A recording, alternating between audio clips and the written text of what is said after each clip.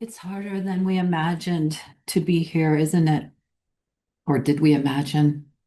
I think we did. I think we, maybe you might not remember, but we chose to be here. And as souls and individual souls, as sparks of God, we go on a journey and becoming conscious here in this form and being here on Mother Earth is, it asks a lot because it's kind of dense. There's impermanence, it's time bound, and it puts us through the paces and also the human being journey full of Maya and the collective conditioning that exists. It puts us through the paces. It's difficult. And even if you are blessed and have had an easy life, I mean, it's all relative, right? Easy versus hard. When you think about it, about all the different types of people that are living right now and what their lives are like. There's such a vast spectrum, of well-being versus hell, hell. And so in that continuum, still we're sensitive beings, even if we're having a blessed life comparatively, And so there's a spiritual kind of requirement that is being asked of us, and that is to be inhabiting and be as present as possible while we're here. And becoming awake means waking up to the presence that we are and then embodying that so that we're present here. That makes sense, right? And so becoming present to one's life, it's a high requirement, right? Because that means that you have to embody. That means you have to live within the structure of your body and in an awake manner that you're not in denial. And also to at the same time remembering the presence that's always here, which is spirit, which is the soul part, okay? And the soul part is on a journey. It's also within time, maybe more ephemeral, but the what's always true is also what the soul it leans into. What's always, always true. And that is unmoving, and that is the ever presence, I like to say. And it is what is, simply what is within the manifest, within matter. Right? So both wings of the bird are taking place. The always being and always becoming is the way that a human being lives their life. What I would like to point to in this little talk is about the deconstruction that takes place during our spiritual and human journey. Because at the same time that we're building up a life, when we're growing up, when we're become teenagers and then adults, we're building up a self, a personal self in a way to be able to live here and to be able to, manifest our potential, right? And maybe what we want in life, really going after what we want in life. A good job, maybe, a partner, health, all the things that we're hoping to achieve, with fits and starts, depending on what life hands to you.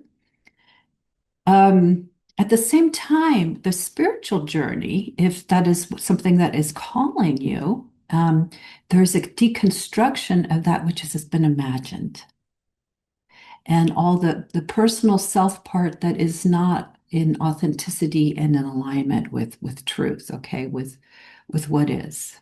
And there's a lot of that. So a lot of conditioning takes place as we grow from being a tiny one into an adult. A lot of conditioning we take in from the parents, from the authority figures, from the adults around us, from the collective Maya, the world, and good and bad, and everything in between, right? Some of it is really authentic and real, and other is just pure belief and imagination that we end up taking to be real and true. And so the spiritual journey is in that case, in this case, is deconstructing. That means undoing that which we've taken to be true, that is not in alignment and is not really based in truth. Now, truth is kind of like a continuum. It's like a continuum from just the pure isness of reality all the way entering into the matter, into mother, into the relative, and then into the human being. The way we perceive reality is unique, just like a tree and an animal, in their way, all perceive reality, a rock, a mountain, a bug, all perceives reality, the ocean.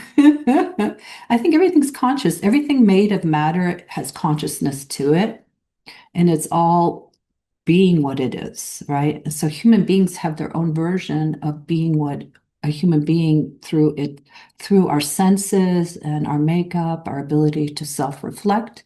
All that comprises how we perceive reality, okay? So given all of that, there's still a way for us as human beings to be in alignment with truth, with our true nature. I love that word. It's a Zen word. Okay. True nature. Being realizing your true nature means to have the veils that feels like that, the veils that separate us from our own nature, which is all life and Mother Earth, that we're one with. We feel our wholeness, our intrinsic wholeness, okay? And that doesn't mean that everything has to go away, all our persona, all our beliefs about everything, but just it has to be done enough, probably three-quarters or whatever, so that it's not tipping into fabricated reality. And again, our true nature, our awakened, enlightened self being veiled, so much so that we go into self-forgetting that we're one here. So, like I said, it doesn't have to be done perfectly, but the deconstruction of the separate self sense has to be done so that it doesn't pull away consciousness, which is and into a sticky center, imagining separation and then regurgitating, kind of mirroring separation and the veils that we see in the world and how we perceive reality is through that lens of imagining that we're separate, that we're divided. So realization, deep spiritual realization, and then it becomes embodied throughout your whole life in your body and your life, is where separation no longer, that kind of hypnosis, it doesn't take you out anymore into believing that you're divided. Yes, you know that you're not this or that. There's still that sense. It's intelligence, we don't bump into things. We still differentiate. It's intelligence. And but there's no longer this pain of which creates the longing, which is very intelligent, the seeker. The pain that arises out of self-forgetting, that gets mended and healed and harmonized. So then you're on a journey of harmonization, the embodiment journey. Okay. So the deconstruction is the unveiling, the process of the lens being cleared. It's kind of like cleaning the lens of how you perceive life, cleaning the lens of how you imagine what you imagine to be true, including identity, including what you believe about yourself, to the point, not perfect, at least tipping point, three-quarters, to the point where it doesn't veil reality anymore. And that's the part that confuses some people, that it has to be done all the way, or it has to be perfect. Or how is it that this teacher or a human being, whomever, doesn't have to be a teacher, right? Just has awoken to their true nature, or so they say, and yet they're still have these quirks and personality traits. Well, first of all, don't believe anything that anyone says about themselves. It's more of a modeling and spending time with them. And also just always come back to yourself. What does it really matter? what someone is saying in a way, unless you're, choosing to follow them or something, and then you really want to be watching, paying attention. But this whole idea that personality and preferences and even and even the pain body doesn't still come up when you realize, when someone realizes and is living the awakened state, which is no more division, inner division. These things still, the conditioning can still be there, but it's not hijacking awareness to the point of of veiling. Okay. And then so the refinement process is still taking place for whomever, no matter how awakened they are. All right. And I just have to say, sometimes people say and pretend that they're more realized than they are, and they're even maybe living in denial to themselves, primarily living in denial as to what they may still contain and be afraid of going there, imagining that the awakened state, that what they've woken up to, is not going to be able to be sustained if they go into the deeper journey of what is in the belly and some past traumas or something. And so, but that's part of the the beautiful refinement process is being able to continually have realization descend, as I say, and become more and more imminent rather than just transcendent, imminent, and to realize it doesn't go anywhere just because content is being met. That's the journey of love. That's when love is deepening for this, for self, all for the capital S self, and the little self, even if it's any remnant feelings there, the tenderness, all of that is the intimacy, becoming intimate with what is, and not being afraid anymore of being hijacked, awareness being hijacked by contractions or content. Whatever is there is welcomed.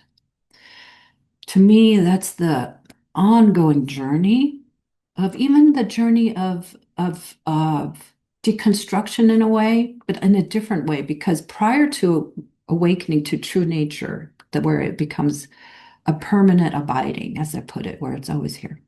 Prior to that, there is a deconstruction of the separate self that's taking place, whether you're consciously aware of it or not. And if you're doing some inquiry and jnana yoga, you're more conscious of it. But let it all arise out of natural sense of what is meant to be versus prescribed ideas of how awakening is supposed to take place. For instance, like I'm supposed to do some inquiry now. That's what all the teachers are saying, or the ones I prescribe to, or like, let it arise organically, where it knows what it needs. That's called the Satguru. It's your own knowing, your own knowing of what's meant for you for your spiritual realization.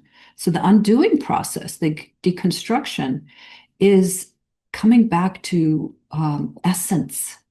It's meant to come back to kind of 0.0, where you stop inside and there's no more movement, and you realize you are that which is always that stopped. And then whatever is hijacking that awareness or belief, that takes away from it, beliefs or whatever, conditioning, that gets to be kind of seen through over time. And that's the deconstruction. And then post-awakening, the deconstruction still takes place, but it's more about what is always here is an awareness of what's always here. It's not being veiled anymore. And then out of self-love, it turns towards what is no, unaware of that, what is confused. And that refinement still takes place. That's still taking place here with me. And to the final breath, there's continual learning and the journey of this becoming more imminent. I believe it's never ending, just like the transcendent and waking up to that which is empty. It's so much more empty than we even know. And then the immanence is so much more possible than we even know. Perhaps that God itself, creator itself, is this that I'm not perhaps, it is. Why am I saying perhaps? This is my channel. I can speak about what I want to, and you go along for the ride or you don't agree. But my sense is that this is creation, creating, and it goes on a journey of self-forgetting, it goes on a journey of remembering, and then it goes on a journey of of being able to know itself consciously without losing consciousness in its most dense matter. It creates matter and then it goes down into it and becomes awake there in the human being, Mother Earth herself. To me, this is consciousness, nature. Everything has consciousness and intelligence. And just because it's not our type of intelligence doesn't mean it doesn't. It is creation itself, intelligence. And it wakes itself up there or becomes, if that's what it chooses to do. And my feeling is that Nala. My feeling is that the human being, in its ability to be self-reflective, right, being able to look at itself, that's creation. You don't have to believe in one intelligence. It's intelligence becoming self-conscious, right, and remembering itself here. And that's what each human being, each of one of us, is on that journey of self-remembrance, and then living as that, the living of that. It's a beautiful journey. I mean, I think it's exciting. It has its doldrums, of course, it has its pain, of course, and we, still have our preferences, and we're still on a journey of wanting to make life better for ourselves and for perhaps those around us whom we love. At the same time, the veils want to be taken out so that we can experience reality and live reality and be reality as as clearly, as unveiled as it can be within the human being structure. All right, that's what I got for today. I wish you well, and may you wake up to your true nature with ease and truth, with truth on your shoulders, and courage. Courage. I wish you courage. More blessings.